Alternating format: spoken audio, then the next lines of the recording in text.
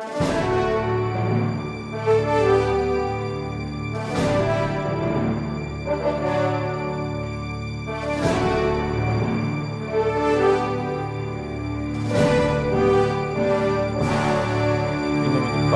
do Filho e do Espírito Santo. Amém. Inspirai, ó Senhor, as nossas ações e ajudai-nos a realizá-las, para que em vós comece e para vós termine tudo aquilo que fizermos. Por Cristo, Senhor nosso. Amém. Santa Maria, Mãe de Deus, rogai por nós. Em nome do Pai, do Filho e do Espírito Santo. Amém. Muito bem. Uma boa noite a todos, bem-vindos. Nós estamos aqui no nosso novo estúdio, como você está vendo aí, ainda temos um cenário improvisado, né? O estúdio está pronto, ainda não tem cenário, mas é com muita alegria que nós transmitimos pela primeira vez aqui do nosso estúdio e agradecendo a Deus, né, por podermos dar este passo. Depois, no final do programa, nós vamos postar aí no blog do nosso site algumas fotos para vocês verem o estúdio como um todo, né? E poderem ter ideia de qual é o espaço que nós temos aqui, que é bastante grande, graças a Deus, e com a graça de Deus poderemos continuar, né, nesse serviço de evangelização. Mas nós estamos no mês de maio. O mês de maio é um mês que desde a Idade Média é dedicado à Virgem Maria. E nós queremos dar o início deste mês de maio espiritualmente, colocando para vocês um pequeniníssimo resumo, né, e aplicação na nossa vida de um clássico, né, de teologia e de espiritualidade, que é o livro do padre Frei, porque ele é dominicano. Os padres dominicanos também recebem o nome de Frei, Frei Reginaldo Garrigou-Lagrange. Garrigou-Lagrange é um grande teólogo, foi ele o diretor da tese de doutorado de São João Paulo II, e ele escreveu esse livro importantíssimo que é A Mãe do Salvador e a Nossa Vida Interior. Está aqui em espanhol, em PDF, para aqueles que quiserem depois ler. Vale muito a pena, não é? Vale muito a pena ler esse volume. É uma coisa assim de uma profundidade teológica extraordinária e de um proveito espiritual muito grande. Então é La Madre del Salvador y Nuestra Vida Interior. É o título da obra, que está aí em PDF, está à disposição na internet, né? Foi escaneada por esse site obrascatólicas.com, né? E também aqueles que desejarem ter a sua própria cópia no Kindle e dominam a língua inglesa, né? Também existe o mesmo livro em inglês, The Mother of the Savior and Our Interior Life. O Kindle, além de tem a vantagem que você pode procurar palavras. Aqui fizeram um PDF que não dá para procurar palavras e também não dá para marcar, sublinhar, etc., como no Kindle. Então tem certas vantagens. Mas vamos direto ao assunto, porque o assunto é comprido e o programa é curto. Nossa Senhora na nossa vida interior, não é? Vamos então partir de um ponto. E esse ponto muito importante é o seguinte: o padre Garrigou-Lagrange, depois de estudar bastante a fundo, ele chegou à conclusão o seguinte: existe um título de Nossa Senhora que é muito antigo, é tão antigo que provavelmente ele faz parte do depósito da fé, ou seja, faz parte da revelação divino-apostólica. É o título de Nova Eva.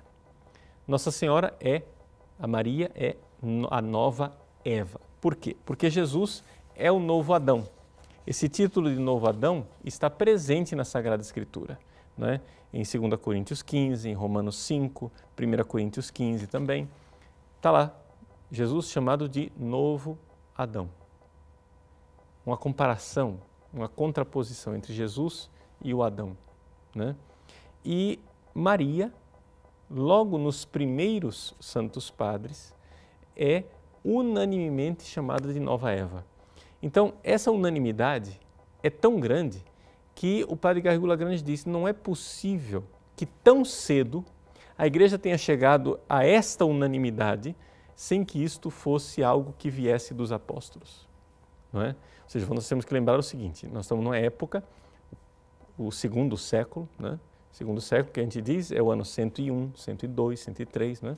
O segundo século depois de Cristo, os grandes escritores eclesiásticos começam a chamar Nossa Senhora de Nova Eva. Maria, mãe de Jesus, é a nova Eva.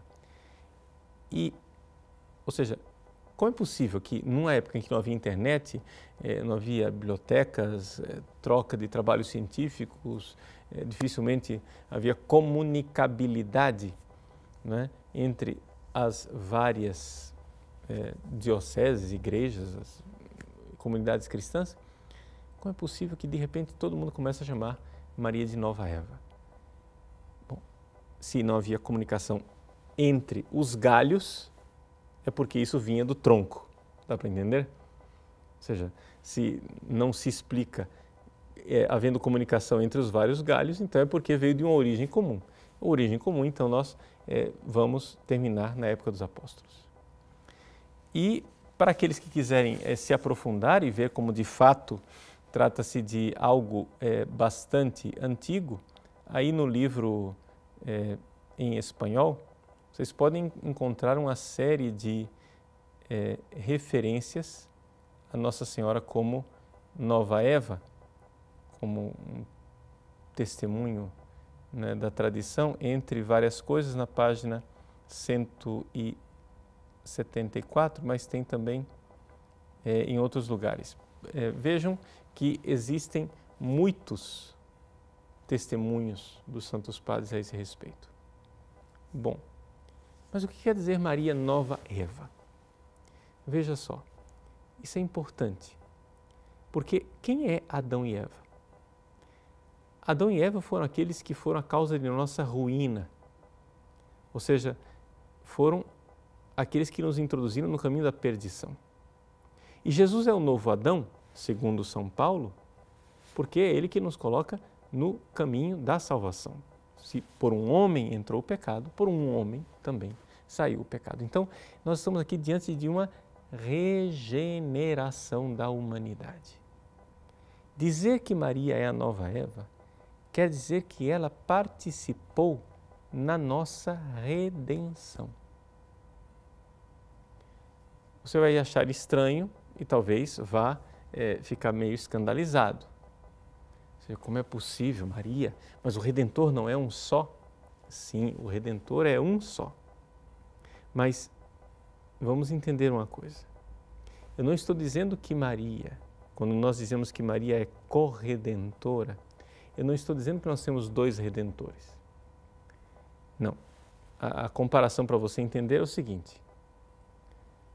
Você tem, imagine, dois homens, duas pessoas, puxando um barco, uma carroça, né? Puxando um peso. Eles estão,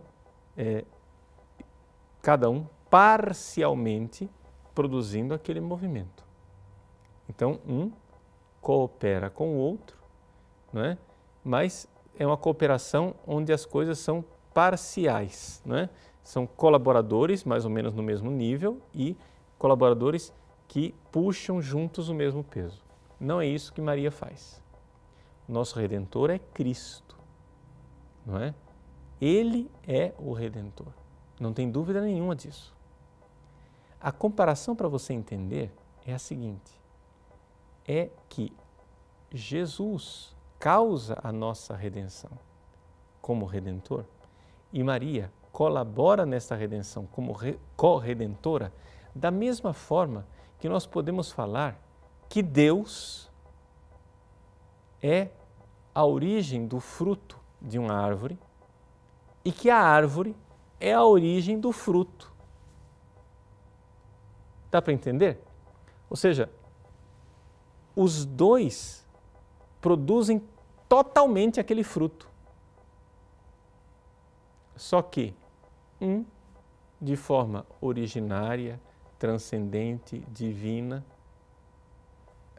muito mais profundo e amplo, e o outro de forma subordinada, não é? Então, é importante entender isso. Aquele fruto veio da árvore, mas na verdade veio de Deus. Então, quando eu digo que Jesus é o Redentor, nós dizemos que é dele que vem a nossa redenção. Mas Maria foi, digamos assim, a árvore que gerou esse fruto. De que forma isso aconteceu? De duas formas. Primeiro, foi ela quem nos deu o Redentor. Não é? Por quê? Porque Deus poderia ter mandado Jesus ao mundo de outra forma. Jesus poderia ter aparecido no mundo de helicóptero, podia ter brotado da grama, né, como os cogumelos. Jesus podia ter vindo ao mundo por clonagem, ou podia ter simplesmente aparecido num passe de mágica. Deus pode tudo. Mas ele não quis isso. Ele quis que houvesse uma participação da criatura humana. E essa criatura humana que foi escolhida foi Maria. E é esta a grande dificuldade e o grande escândalo dos nossos irmãos evangélicos protestantes. A dificuldade deles é que eles não conseguem conceber que Deus, quando nos salva,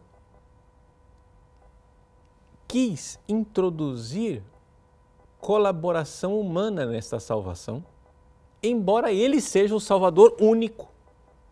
Está entendendo? Ele seja a origem única de tudo isso. Então, Deus é a origem de nossa salvação, foi Jesus quem pagou o preço, foi Ele quem morreu na cruz, foi Ele quem derramou o seu sangue. Mas quem foi que deu a Jesus, Filho de Deus, eterno, um corpo humano que ele pudesse sacrificar na cruz? Foi Maria. Então essa é a primeira realidade. Maria deu a Jesus um corpo, deu a Jesus, contribuiu na geração desta natureza humana. E isto não diminui em nada a obra salvífica de Deus, pelo contrário, isso só torna mais maravilhosa. Ou seja, o fato de que Deus seja o Salvador onipotente, nós não mereceríamos participar nesta salvação, mas Ele quis que a gente cooperasse nisso. Como, por exemplo, Deus poderia infundir o Evangelho no seu coração e basta. Mas Ele não quer isso. Ele quer que a gente participe, quer que eu, padre, pregue o Evangelho para você. Os pastores protestantes fazem isso o tempo todo. O tempo todo eles colaboram com a salvação, mas eles vão dizer o quê? Que são eles quem salvam? Não, é Deus quem salva. Mas graças a Deus, Deus nos introduz nesta obra de salvação. Ele quer o nosso amor, nossa generosidade. E Maria participou nesta obra de salvação de forma especialíssima. A primeira coisa foi simplesmente essa coisa da humanidade. Mas a segunda realidade é que Maria é mãe de toda a humanidade, de cada ser humano individualmente, inclusive dos infiéis. E como é que Maria pode ser mãe da humanidade inteira? Bom, vamos entender uma coisa. Na cruz, nós fomos regenerados, ou seja, nós fomos gerados outra vez. Na cruz, a humanidade inteira foi salva, a humanidade inteira teve a salvação, embora a humanidade inteira ainda não colheu os frutos dessa salvação. Então, nós vamos daqui a pouco explicar qual é a diferença, como é que Maria é mãe do infiel, como é que Maria é mãe do cristão em pecado mortal e como é que Maria é mãe do cristão justo e como é que Maria é mãe do bem-aventurado que está lá no céu.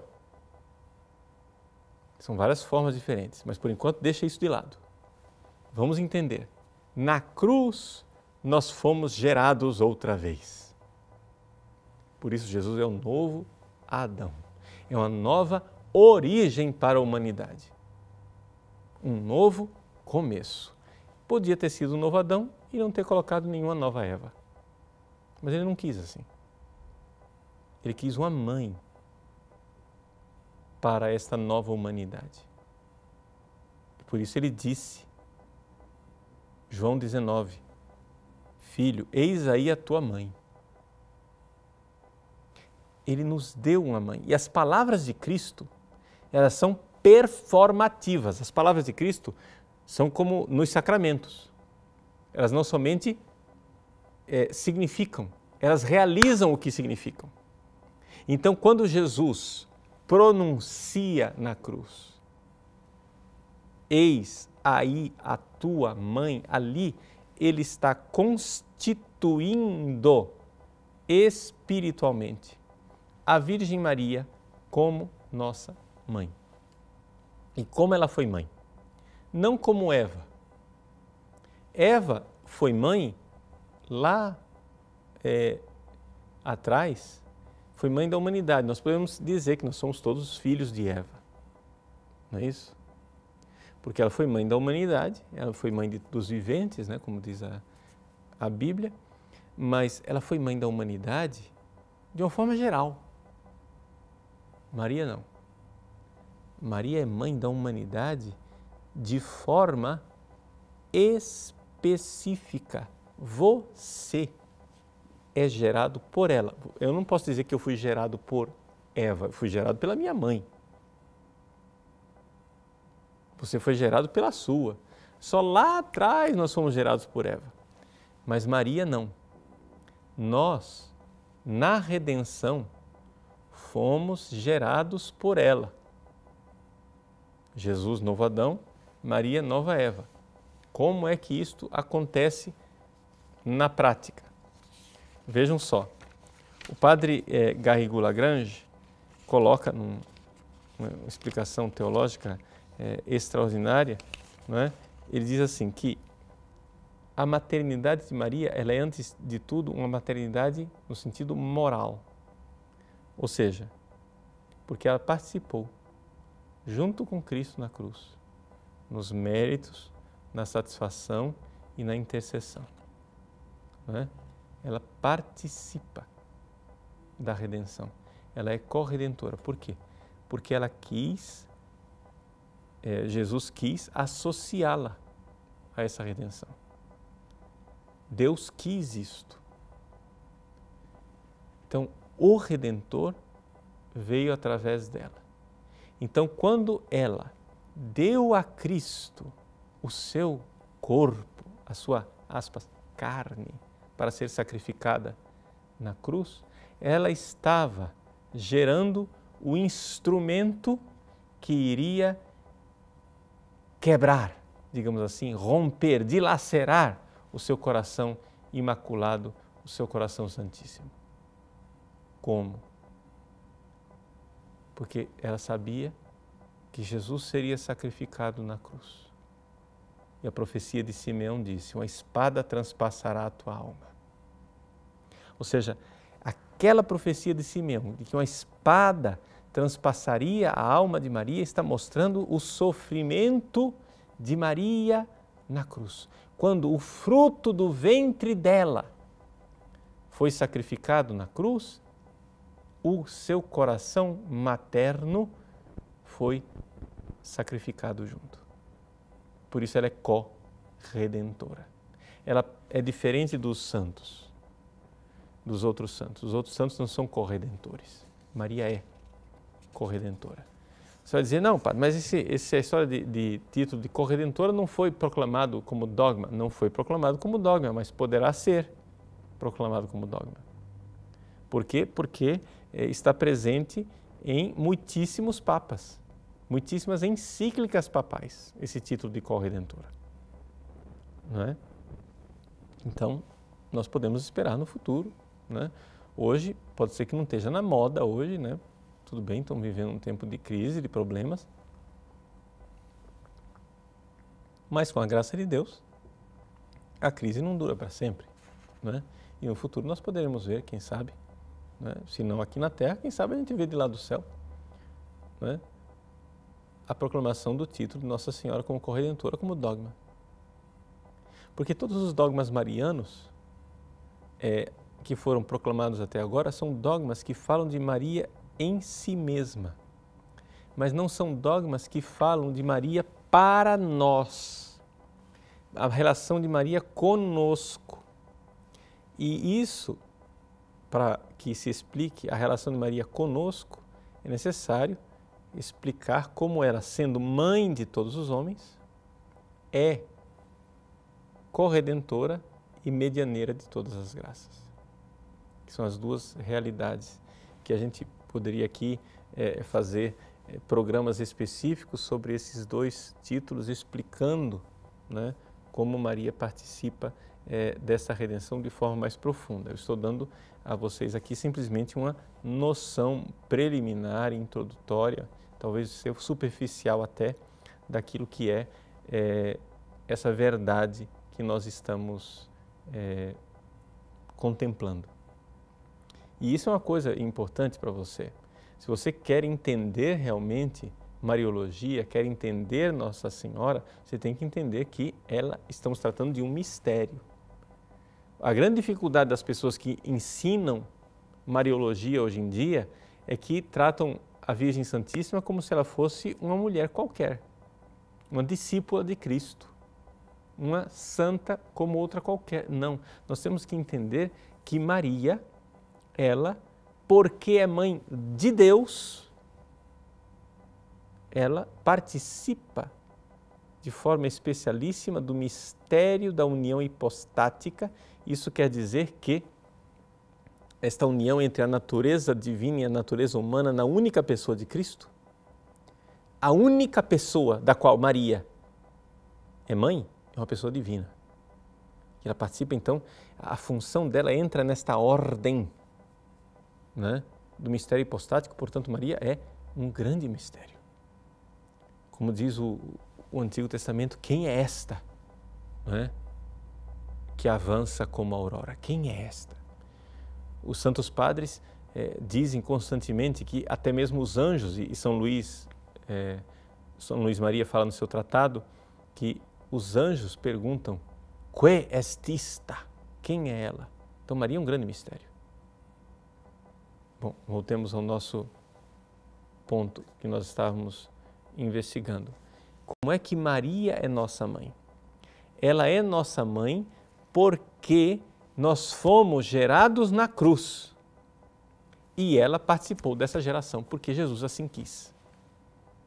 Porque ela está intimamente ligada ao Salvador, ao Redentor, porque ela é a mãe do Salvador, mãe de Deus, e, portanto, está unida ao mistério da união hipostática. E aí? Como é que Maria é mãe? Bom, ela é mãe dos infiéis, por exemplo, dos budistas, muçulmanos, shintoístas, animistas africanos, etc. e tal. Por quê? Porque ela é através dela, medianeira de todas as graças, que chega a essas pessoas as graças suficientes e atuais para que estas pessoas caminhem na direção da salvação. Antes que o pregador saia de casa, antes que o missionário saia do seu país, a graça de Deus já precedeu e já está, de alguma forma, no coração daquele que será evangelizado. Muito bem. A dispensadora desta graça é a Virgem Santíssima. Não é? Estas graças são as graças de Cristo, no sentido próprio e estrito, mas num sentido também de participação, essas graças são também as graças de Maria. E assim como Deus veio ao mundo, a graça veio ao mundo, Cristo, por Maria, a graça continua vindo ao mundo através de Maria. Existem razões teológicas muito sérias colocadas pelo padre Garrigou que mostram isso com clareza e por que as coisas funcionam assim. Infelizmente, estou dizendo para vocês, nós estamos aqui somente apresentando um tira-gosto, né, de tudo isso. Mas Maria, então, dispõe o coração do infiel para que ele se converta. Maria é mãe do cristão que está em pecado mortal. Por quê? Porque Maria está dando a ele mais fé, mais esperança, para que ele possa buscar a reconciliação e retomar o caminho da amizade com Deus, receber novamente a graça santificante e o amor, a caridade. Porque a pessoa que está em pecado mortal perdeu a caridade, né? Perdeu a graça santificante. Maria é mãe também do justo, ou seja, da pessoa que está em estado de graça. Exatamente porque é através dela que vem a caridade e a graça santificante. E, sobretudo, de forma extraordinária, Maria é mãe dos bem-aventurados no céu, porque são eles, né, que alcançaram a plena configuração a Cristo. Você vai dizer, mas padre, tudo isso não é muito exagerado? E eu respondo, não. Por quê? Porque a Virgem Maria é aquela que, unida a Cristo, gera o Cristo em nós. Seria uma deformidade, nos recorda São Luís, que uma mulher, quando gerasse um filho, gerasse somente a cabeça e não gerasse os membros. Assim, Deus, na sua providência, deliberou que Maria gerasse também os membros da Igreja. Gerasse também a humanidade inteira que está predisposta para ser Igreja, a humanidade inteira, né, está, digamos assim, equipada, vamos usar essa palavra ridícula, né, equipada por Deus com as graças para um dia ser Igreja. Só que nós precisamos trabalhar para que isso aconteça. E, portanto, Maria é mãe da humanidade inteira, mãe da Igreja. E ela gera essa Igreja. Por quê? Porque nós fomos gerados na cruz. E na cruz Jesus disse, eis a tua mãe. E essas palavras de Cristo não são palavras simbólicas, alegóricas, são palavras constitutivas. Elas fazem o que significam. É performativo. Então, ali, Maria, com aqueles sofrimentos dela, com o seu coração transpassado pela espada, como disse Simeão, estava unindo o seu sofrimento ao sofrimento do seu filho Jesus. Uma coisa que talvez nos faça compreender melhor isso que eu estou dizendo, o mistério de Maria como corredentora, é um ícone do Oriente, um ícone russo, chamado muitas vezes de a Virgem de Vladimir, Nossa Senhora de Vladimir, ou Nossa Senhora da Ternura. É um ícone que você já viu muitas vezes porque ele está sempre no nosso site. Não sei se você notou que o nosso site tem uma espécie de escapulário, né? Ou seja, em cima tem Jesus e embaixo tem Nossa Senhora, como se fosse a página do site, ela é colocada, né, envolvida por um escapulário. Então, o Jesus que está lá em cima é o Jesus do mosteiro de Santa Catarina, do Monte Sinai, né? Um ícone já conhecido, que está está na capa do meu livro Um Olhar que Cura, e que se tornou mais ou menos o símbolo do nosso site, não é? E esse ícone de Nossa Senhora de Vladimir é um ícone que está também no site, e eu pretendo, se Deus me der vida e perseverança para um dia escrever o abençoado do segundo volume do Olhar que Cura, não é? Vai ser a capa do segundo volume do Olhar que Cura, né? Vocês rezem, que o Padre Paulo precisa se converter para parar de viajar e escrever. Mas muito bem. O ícone está aí à disposição, né? Postado aí pela equipe. Aqueles que quiserem ver, eu quero descrever o ícone para vocês entenderem o que é essa realidade da corredentora. Vejam só. Primeiro, eu quero que vocês se concentrem no rosto. Né? Eu estou olhando aqui para baixo porque eu tenho no meu computador, eu tenho também o ícone. Né? Eu olho, você olha aí também. Não sei se você nota que o rosto de Nossa Senhora e o rosto de Jesus que são os originais. O resto que foi pintado depois. Mas é o rosto dele e dela que são o centro de tudo. Nossa Senhora, aqui, ela olha para nós. Eu não sei se dá para você notar que o rosto dela é mais escuro, mais sombrio. E o rosto de Jesus, ele é mais claro, mais luminoso. Jesus está como que consolando a mãe. Maria está com o rosto sombrio, triste, olhando para nós.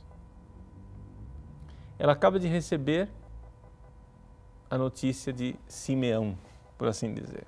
Né?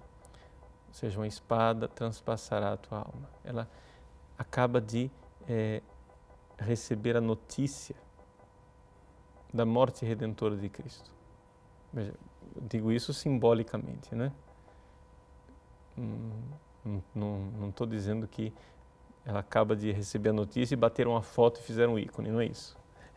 É que Maria está olhando o sofrimento do seu filho e está olhando para nós e está dizendo: veja o que ele irá sofrer por você. Veja esse olhar de Maria. É um olhar que cura verdadeiramente. Eu não me canso de olhar para esse ícone. Eu tenho inclusive no meu celular, né? É a tela de bloqueio do meu celular, né? Tem o ícone de Nossa Senhora de Vladimir. Não me canso de olhar porque a todo momento ela está nos colocando diante do mistério do amor infinito da redenção. Está dizendo: veja o preço que ele pagou por você. E veja essa dor do coração da mãe que está aí. É um coração sofrido, mas não é um coração triste de uma pessoa deprimida e nem é um choro de uma pessoa histérica, nada disso. É um sofrimento livre.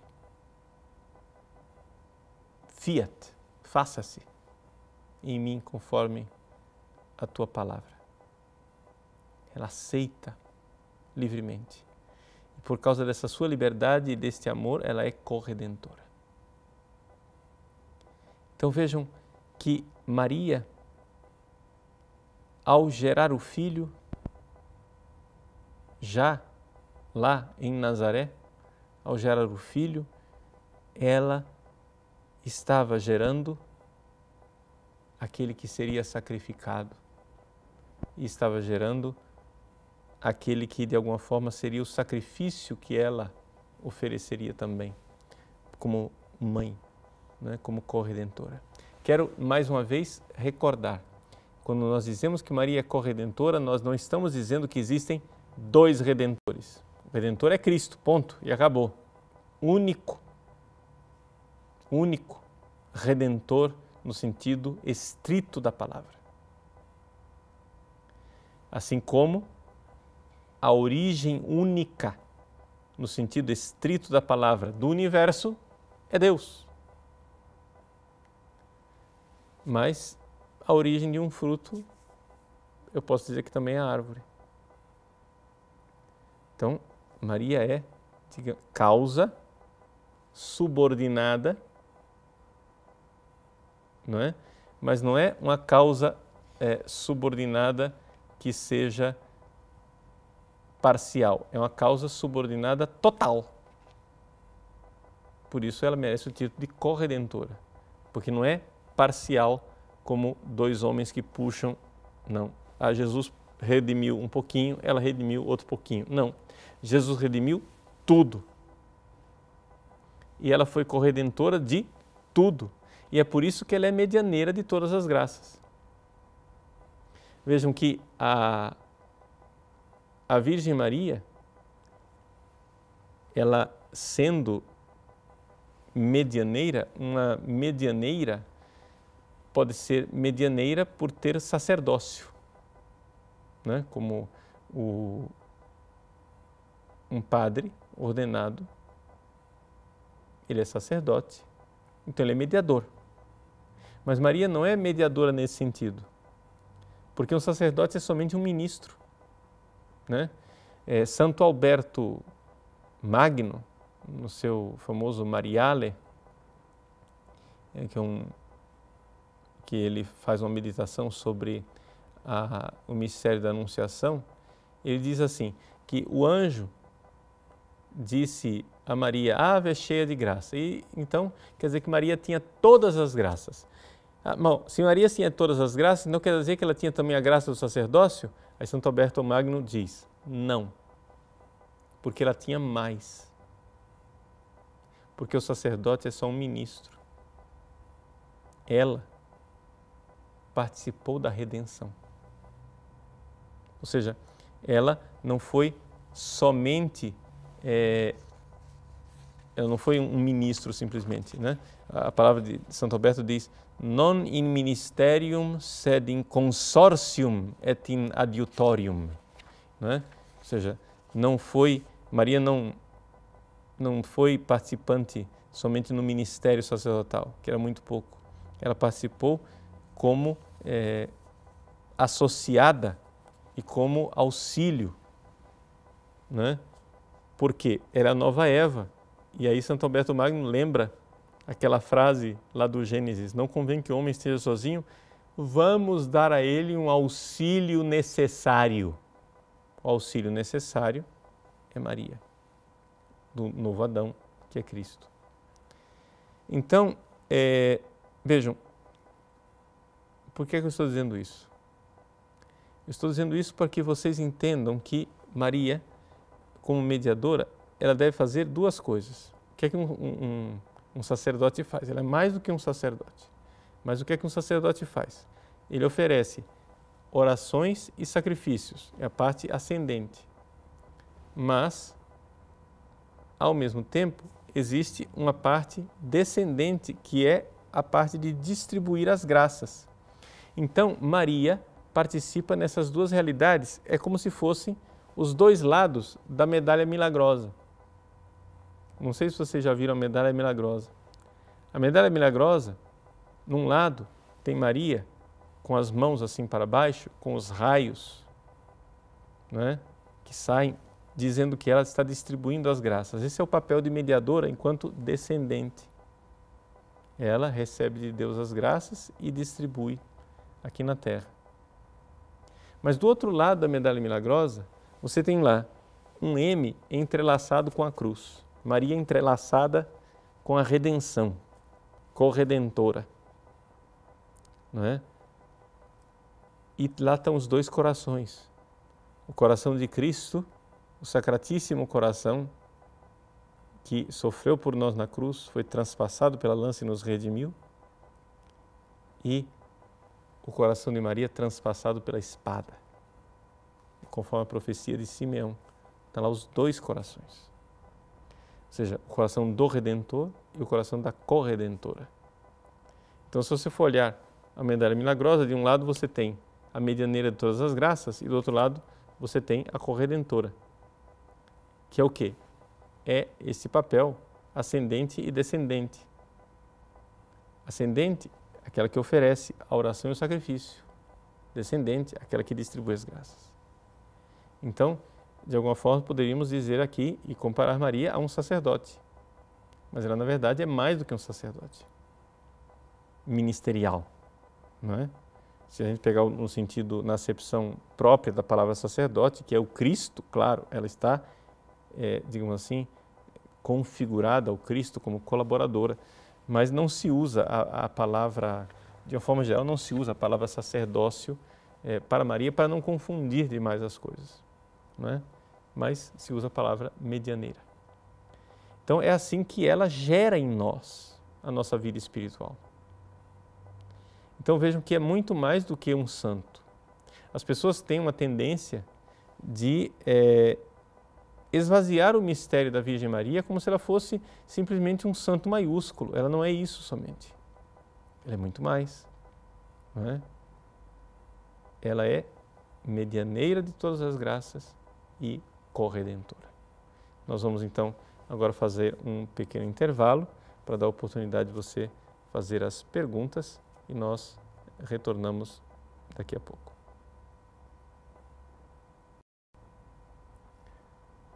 Retornamos então para responder um pouco as perguntas de vocês. Começo pela pergunta do Pedro Abreu Santos. Ele pergunta assim: Padre, a devoção à Virgem Maria é essencial para a salvação? Veja, a palavra devoção talvez deva nos colocar numa direção errada, mas digamos assim, que sem dúvida alguma, não é? A devoção à Virgem Maria não é uma realidade superrogatória. Vamos usar a palavra difícil. Superrogatória quer dizer o seguinte: existem as coisas que são obrigatórias, não é? Existem as coisas supérfluas que você faz por generosidade. Então, por exemplo, é superrogatório você ser devoto do Santo Padre Pio de Pietrelcina, não é? Você pode ser ou não ser. Isso aí é algo que você faz porque você escolhe. Mas, para um verdadeiro cristão, não é superrogatório ser devoto de Maria. Vejam que a devoção à Virgem Maria é uma unanimidade da Igreja do Ocidente e do Oriente. Portanto, nós estamos falando aqui de uma realidade que afunda as suas raízes nos séculos da Igreja até chegar aos apóstolos, não é? A oração mariana mais antiga, Sub tum presidium confugimus, né? Debaixo de vossa proteção nos refugiamos, Santa Mãe de Deus, Dei Genetrix, é uma oração que vem do segundo século, e no segundo século Maria já é colocada como aquela que defende, aquela que tem um poder, não é simplesmente uma intercessora como os outros santos. Então isso é uma realidade que está no cristianismo, não é, desde a época apostólica. E sem dúvida alguma, não é, o protestantismo atual saiu muito dessa tradição. Se vocês forem olhar os escritos de Calvino e de Lutero, vocês irão encontrar páginas belíssimas de elogios à Virgem Maria. Ou seja, inclusive Calvino. Por isso, essa alergia à Virgem Maria, ela vem aumentando ao longo dos séculos com os protestantes. Ou seja, começou lá atrás com já uma certa dificuldade de Calvino e de Lutero, embora eles tivessem páginas de muito elogio, mas a coisa foi aumentando e se tornou uma verdadeira ojeriza, né, ultimamente. Mas nós devemos dizer que isso é uma invenção recentíssima. Ou seja, se essas pessoas que abominam a Virgem Maria são os verdadeiros cristãos, então o cristianismo foi inventado há muito pouco tempo. Não é? É a única coisa que a gente pode dizer. Né? Estudem a história da igreja, estudem a história dos 2000 anos de cristianismo e vocês irão ver que todos os cristãos são devotos da Virgem Maria. E, portanto, isso não é algo que eu possa escolher. Não é? É algo que é um dever, porque faz parte da obra da redenção. O que acontece é que a dificuldade, aí respondo a outra pergunta do Cleiton Stefanello, por que é que os protestantes falam tão mal de Nossa Senhora? É porque o problema dos evangélicos protestantes é um problema de antropologia e de soteriologia, ou seja, como é que foi feita a salvação. Eles não entendem que a salvação foi realizada, não é? No mistério teândrico. Teândrico quer dizer teos, Deus, andros, homem, teândrico. Ou seja, nessa realidade de Deus e homem. E que se você tira a humanidade de Cristo como humanidade redentora, não é? Você não entende mais a salvação. Não entende o sacrifício redentor. Não é? Eu, um dia, uma discussão, assim, um diálogo na rádio com um pastor, o pastor teve, assim, quase uma síncope na minha frente, dizendo que nós não podíamos venerar Jesus na carne. Mas como? Nós não podemos venerar e adorar a humanidade de Cristo? Claro que a humanidade de Cristo foi criada, mas é a humanidade de Deus. É a divina humanidade. Portanto, as dificuldades começam com Cristo, não é? A dificuldade dos protestantes está na cristologia. É que no fundo, eles são nestorianos. Não é? O que é o nestorianismo? Não é? No concílio de Éfeso, em 431, foi definido que Jesus era uma só pessoa. Não são dois Jesuses, né? Uma pessoa é o Filho de Deus e outra pessoa é Jesus de Nazaré que morreu na cruz. Não são duas pessoas. Porque se são duas pessoas, o céu e a terra não se uniram. Não houve união entre Deus e o homem. Então é uma pessoa só, com duas naturezas, a humana e a divina, unidas numa só pessoa. É o que nós chamamos de união hipostática. Então, este mistério, ou seja, a dificuldade dos protestantes não é aceitar que Maria possa ter contribuído na redenção. A dificuldade deles é aceitar que a humanidade de Cristo tenha redimido. Porque para eles tudo vem só de Deus e a humanidade nada pode fazer. O homem nada contribui. O que está o problema? Aí as dificuldades deles de adorar a Eucaristia, de ver que os sacramentos existem, que Jesus está presente, né? Que o corpo de Cristo está presente na Eucaristia. Ou seja, tudo aquilo que envolve a humanidade, eles rejeitam. Aí também rejeitam o sacerdócio, o papado, etc. e tal, porque tudo é humanidade. O que foi, ou seja, nós poderíamos definir, digamos assim, que o protestantismo é uma alergia à humanidade. A humanidade nada contribui, nada tem de bom. Tudo que o homem consegue fazer é pecado, é ofender a Deus. A única coisa que o homem pode fazer é ofender a Deus. Quer dizer, mas isso não é digno. Ou seja, Deus não quis assim. Deus poderia ter nos salvado sem a nossa contribuição, mas a beleza é essa, é que Deus quis nos salvar fazendo com que a salvação partisse da humanidade, porque Ele se fez homem. E Ele, então, vindo na humanidade, fez com que a humanidade fosse salvadora. Não uma humanidade qualquer, a humanidade de Cristo, estou falando. E todo aquele que se une sob vários títulos diferentes a esta humanidade, participa na obra de salvação. Nós pelo batismo, os sacerdotes pelo sacramento da ordem e a Virgem Maria por uma graça especialíssima, que é somente dela, que é de participar de forma íntima no mistério da união hipostática. Então, aqui é que está o problema dos protestantes. Então vocês veem que a dificuldade de aceitar Maria não é a dificuldade de aceitar Maria, é a dificuldade de aceitar a humanidade de Cristo. Se você aceitou a humanidade de Cristo, as outras coisas decorrem. Se você aceita que a humanidade de Cristo é salvadora, é a humanidade de Cristo que se sacrificou, não é? Ou seja, porque Maria deu a Cristo, não é? Deus assim dispôs, por sua providência, podia ter feito de outra forma. A humanidade de Cristo podia ter aparecido de outro jeito, mas apareceu por Maria. Então Maria deu a Cristo, digamos assim, os meios que Ele usou para nos salvar, ou seja,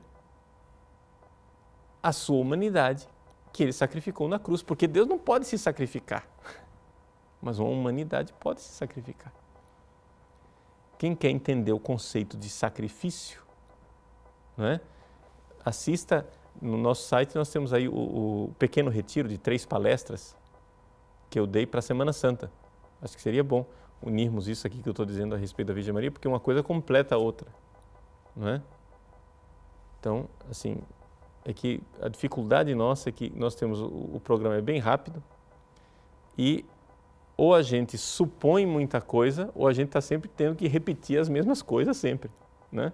Então, para não ter que repetir tudo de novo, a gente supõe que vocês estão sabendo várias outras coisas, né?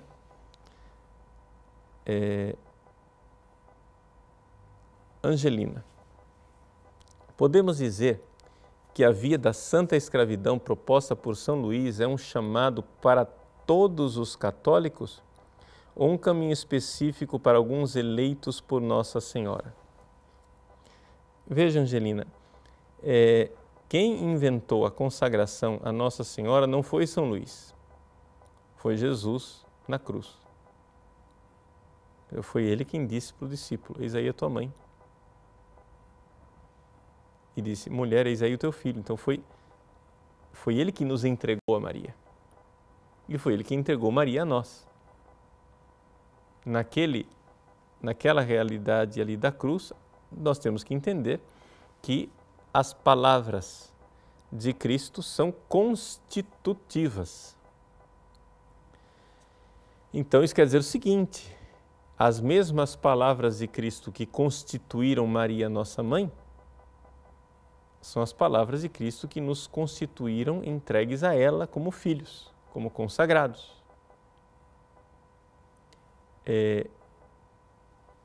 Por isso, de alguma forma, nós podemos dizer que isso já está realizado, mas isso é como a salvação, ou seja, Jesus já salvou a humanidade inteira, mas a humanidade inteira ainda não colheu os frutos da redenção. Então, a gente precisa colher isto, ou seja, por quê? Porque esta entrega era uma entrega livre. Então, é evidente que Jesus constituiu a realidade, mas Ele espera o nosso sim. Espera a nossa entrega à Virgem Maria. Não é? Por quê? Porque estava previsto desde toda a eternidade. Desde toda a eternidade estava previsto que, uma vez que o homem pecasse, viria uma mulher que teria inimizade com a serpente. E que essa mulher teria uma descendência. E como diz o Apocalipse 12, essa mulher, com o resto da sua descendência, luta contra o dragão, ou seja, a antiga serpente. Nós estamos nessa luta. Devemos ser filhos de Maria. Esse é o caminho. Você vai dizer assim: mas padre, então quer dizer que os protestantes que não admitem que Maria é a mãe de Deus estão necessariamente condenados ao inferno? Nós não estamos aqui para julgar ninguém. Isso é lá com Deus. Nós sabemos o caminho de como deveria ser, não é? Agora, porém, o que nós devemos dizer é o seguinte: o caminho da rejeição à Virgem Maria é um caminho errado. E, portanto, se uma pessoa de boa fé, né, que não conheceu a verdade da Igreja Católica, que nasceu numa família de tradição protestante sem culpa dela, foi educada a vida inteira na tradição protestante, esta pessoa de boa fé pode ser salva? Teoricamente, sim. Mas com grandes dificuldades. Por quê? Pela falta dos sacramentos. Como é que essa pessoa se mantém no estado de graça? Ou seja, não sei se vocês já tiveram a experiência, né? Mas é uma experiência terrível. Assim, eu tenho 22 anos de padre, eu já vi isso no confessionário muitas vezes. A pessoa não tinha à disposição um padre, estava morando num sítio, ou sei lá onde, a pessoa peca, aí faz um ato de contrição, faz o propósito de se confessar o quanto antes. Veja, teoricamente, um ato de contrição perfeita com o propósito de se confessar o quanto antes restabelece a amizade com Deus e, portanto, aquela pessoa já está na graça santificante, na amizade com Deus. Teoricamente, o fato é o seguinte, é que esse ato de contrição perfeita raramente acontece.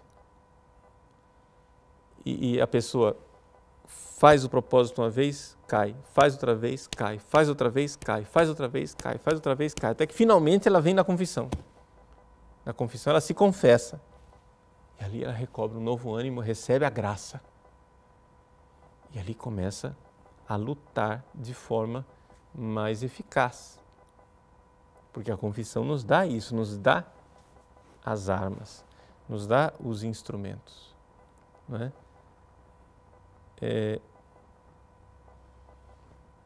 O Leandro, boa noite. Existe uma motivação específica para que o mês de maio seja considerado o mês de Maria?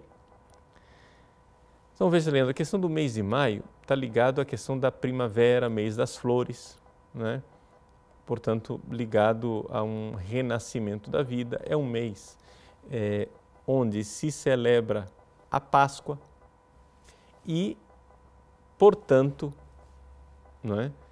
Já que é um mês que se vive quase sempre, né, boa parte dele pelo menos, no tempo pascal, né?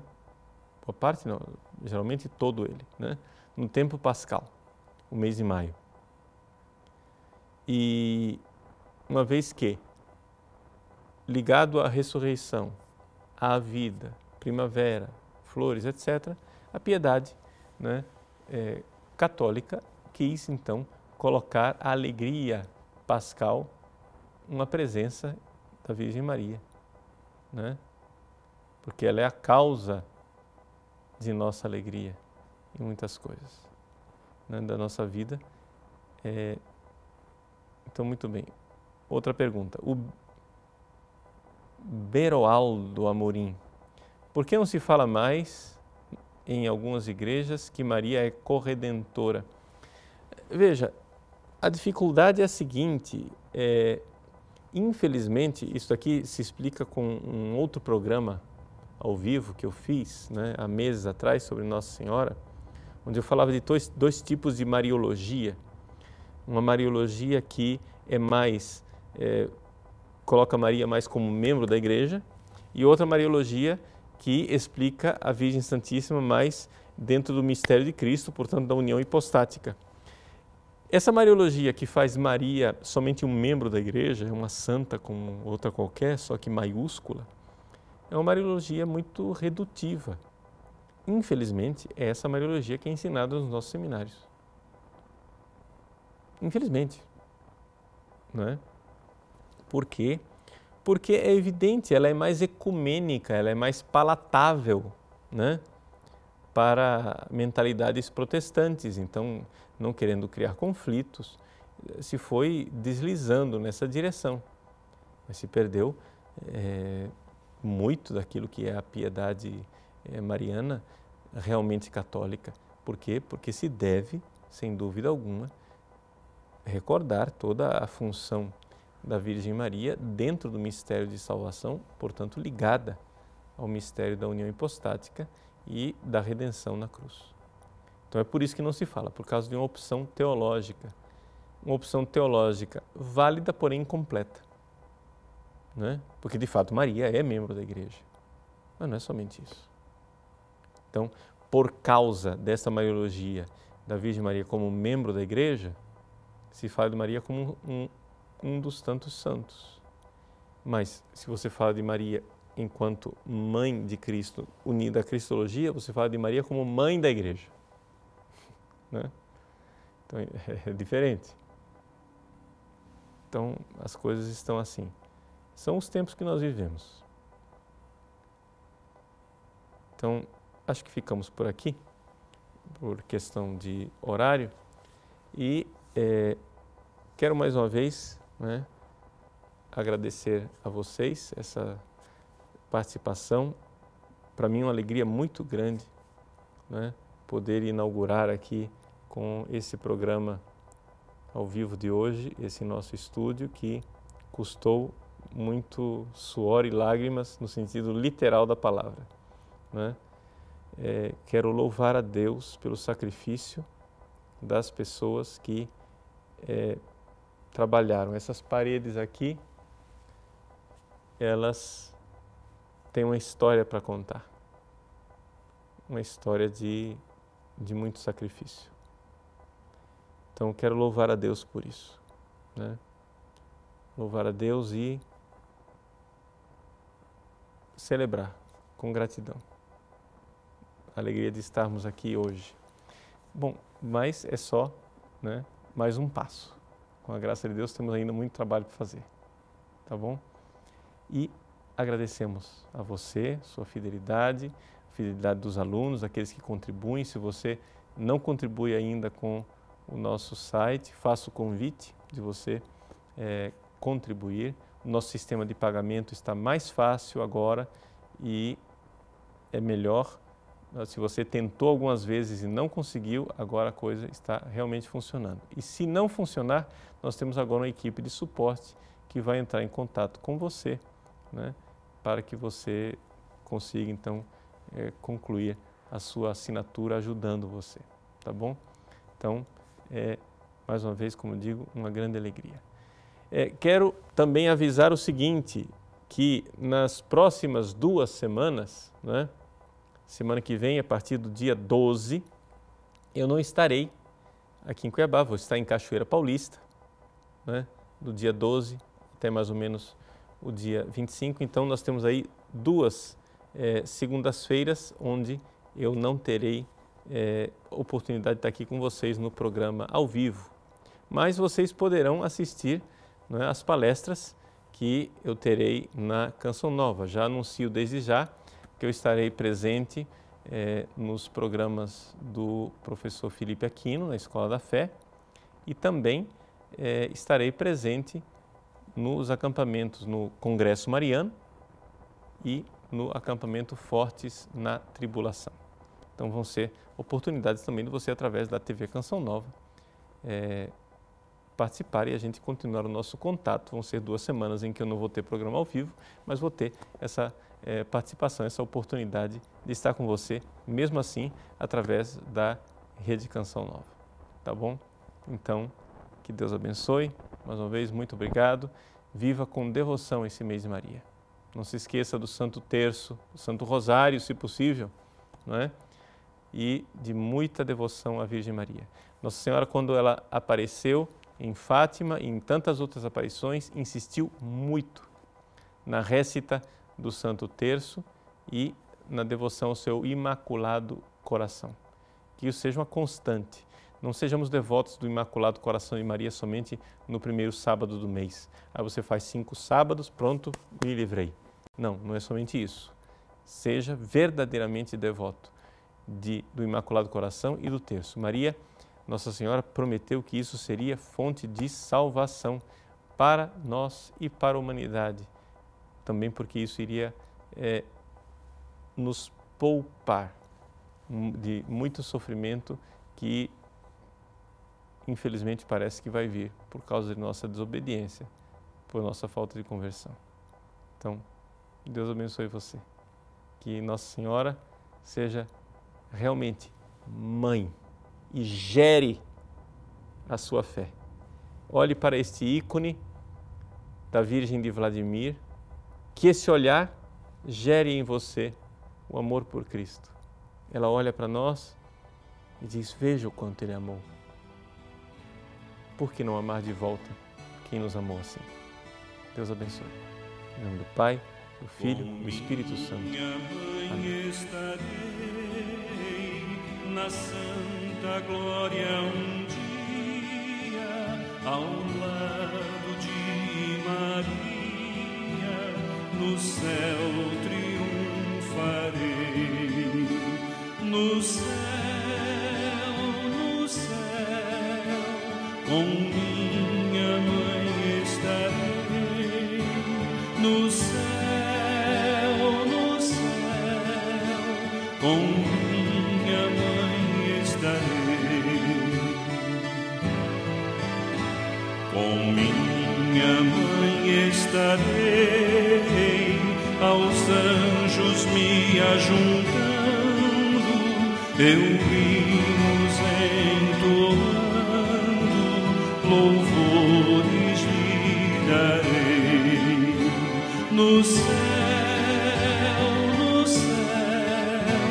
com minha mãe estarei. No céu, com minha mãe estarei.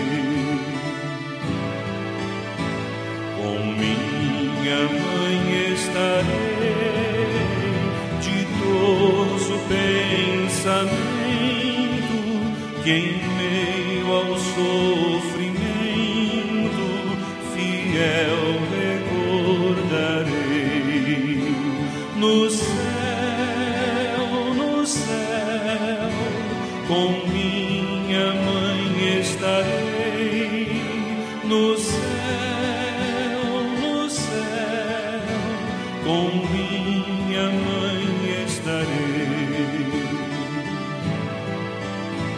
Com minha mãe estarei, então coroa digna de sua mão benigna, feliz receberei. No céu, com minha mãe estarei. No céu, com minha mãe estarei.